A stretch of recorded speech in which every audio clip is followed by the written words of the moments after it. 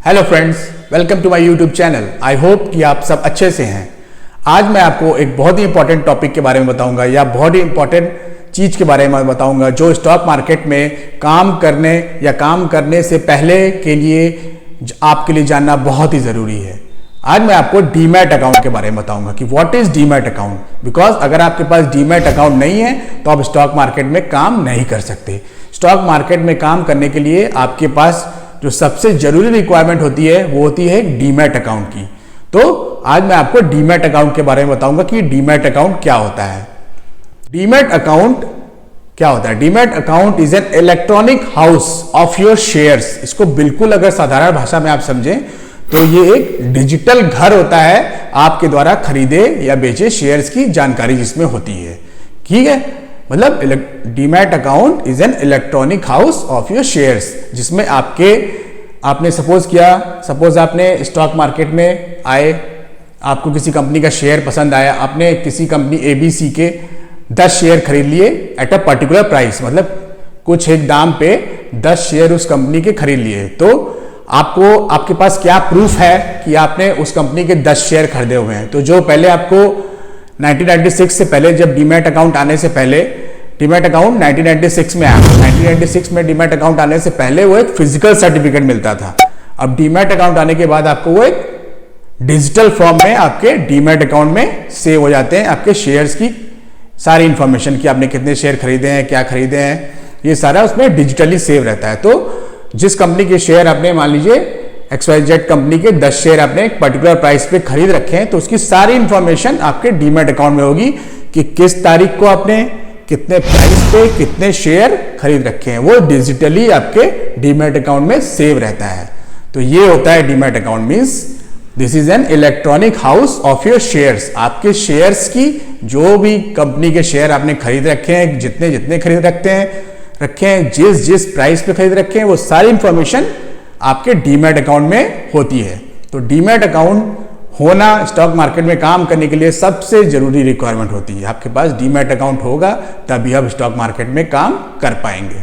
अब आप जान गए कि डीमैट अकाउंट क्या होता है। अब हम ये जानेंगे कि डीमैट अकाउंट को कैसे खोलते हैं, कहाँ खोलते हैं। ठीक है, अब इसके लिए हमें एक एग्जांपल या एक दूसरी चीज समझनी पड़ेगी। सपोज कीजिए आपको एक सेविंग अकाउंट खोलना है, तो सेविंग अकाउंट खोलने आप कहाँ जाएंगे? एक बैंक में जाएंगे, like SBI, HDFC, axis, ICICI।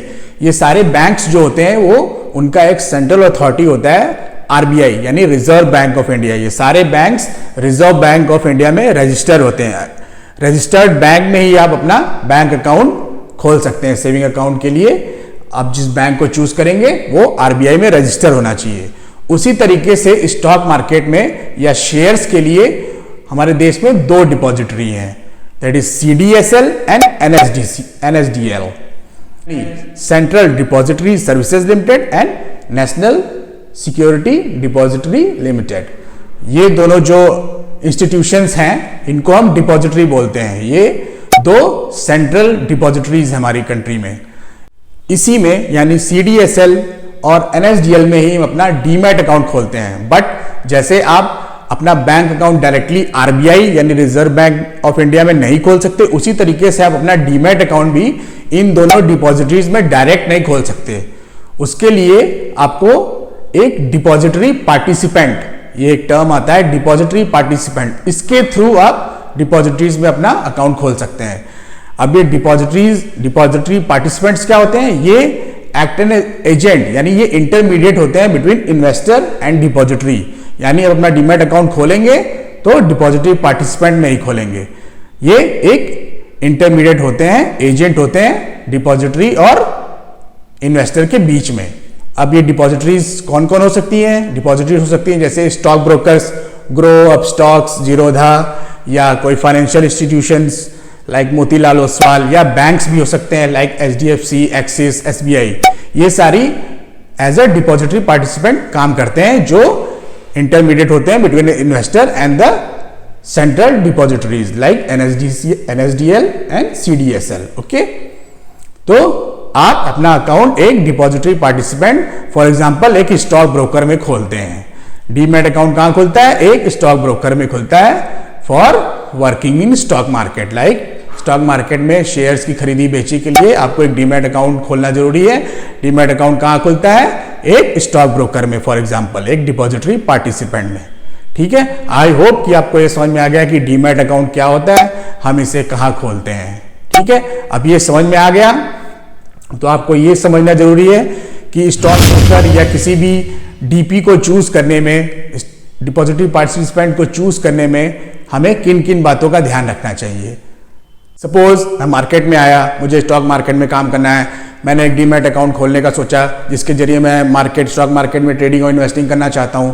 तो मैंने रिसर्च किया, तो मैं किन किन पॉइंट्स पे रिसर्च करूंगा, किन इंपॉर्टेंट पॉइंट्स को मैं किसी भी स्टॉक ब्रोकर या इंस्टीट्यूशंस या बैंक जो डिपॉजिटरी पार्टिसिपेंट्स होते हैं उनमें क्या क्या पॉइंट देखूंगा कि ये मेरे लिए बेटर है, मैं इसमें अपना एक डीमैट अकाउंट खोलता हूं। सबसे पहला जो पॉइंट होता है किसी भी स्टॉक ब्रोकर, मैं यहां पे एक स्टॉक ब्रोकर का एग्जांपल लेके चलता हूं कि सबसे इंपॉर्टेंट चीज होती है किसी भी स्टॉक ब्रोकर को चुनने में उसकी रेपुटेशन। ठीक है, किसी भी स्टॉक ब्रोकर को की क्या रेपुटेशन है वो आपको उसको चूज करने में सबसे इंपॉर्टेंट रोल प्ले करती है। लाइक उसका ट्रैक रिकॉर्ड कैसा है।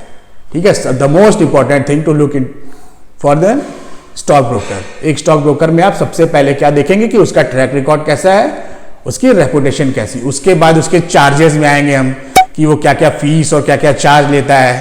थर्ड, उसका यूजर इंटरफेस कैसा है, इजी टू यूज उसका इंटरफेस है कि नहीं, क्या बहुत कॉम्प्लिकेटेड उन्होंने बना रखा है कि आपको कुछ समझ में ही नहीं आ रहा है कि मैं कैसे ऑर्डर प्लेस करूंगा या कैसे क्या, उनका आपको कुछ समझ में नहीं आ रहा है कि उनका जो इंटरफेस है जो आप देखते हैं अपने स्क्रीन पे वो आपको समझ में नहीं आ रहा है। तो एक इजी टू यूज इंटरफेस होना चाहिए, उनका यूजर इंटरफेस बहुत ही अच्छा होना चाहिए। उसके बाद वो क्या क्या सर्विसेज प्रोवाइड करते हैं, क्या क्या इंफॉर्मेशन वो अपने डैशबोर्ड में देते हैं, ये सब आपको जानना बहुत ही जरूरी है किसी भी स्टॉक ब्रोकर को चूज करते समय। And last but not the least, उनका कस्टमर सपोर्ट कैसा है। एक बहुत इंपॉर्टेंट पार्ट होता है कस्टमर सपोर्ट। लाइक आपको कोई परेशानी आ रही है उनके ऐप या उनके प्लेटफॉर्म को यूज करने में, तो आप उनके कस्टमर केयर से बात करते हैं तो आपके इशू को रिजॉल्व करते हैं कि नहीं करते हैं। ये भी एक बहुत ही इंपॉर्टेंट क्राइटेरिया है किसी भी स्टॉक ब्रोकर को चूज करने के लिए। इन सब बातों का ध्यान रख के आप एक स्टॉक ब्रोकर को चूज करिए, उसमें अपना डीमैट अकाउंट खुलवाइए और स्टॉक मार्केट में ट्रेडिंग और इन्वेस्टिंग की जर्नी को शुरू करिए। आई होप कि आपको ये सब समझ में आया जो मैंने आज आपको बताया कि डीमैट अकाउंट क्या होता है, डिपॉजिटरी पार्टिसिपेंट क्या होते हैं, डिपॉजिटरीज क्या होती हैं, और हम अपना अकाउंट जब डीमैट अकाउंट किसी भी स्टॉक ब्रोकर में खोलते हैं तो हमें किन किन बातों का ध्यान रखना होता है। ये सब ध्यान में रखते हुए हम अपना स्टॉक ब्रोकर के साथ एक डीमैट अकाउंट खोलेंगे और स्टॉक मार्केट में काम करना शुरू करेंगे। आई होप कि आपको समझ में आया जो मैंने आज समझाया। अगर आपको नहीं समझ में आया तो एक बार और ग्रो थ्रू करिए मेरी वीडियो से, आपको बिल्कुल क्लियर हो जाएगा कि व्हाट इज डीमैट अकाउंट, हमें कहां खोलना है, कैसे काम करना है। आई होप कि आपको वीडियो पसंद आई। अगर वीडियो पसंद आई तो लाइक शेयर एंड सब्सक्राइब करिए। All the best.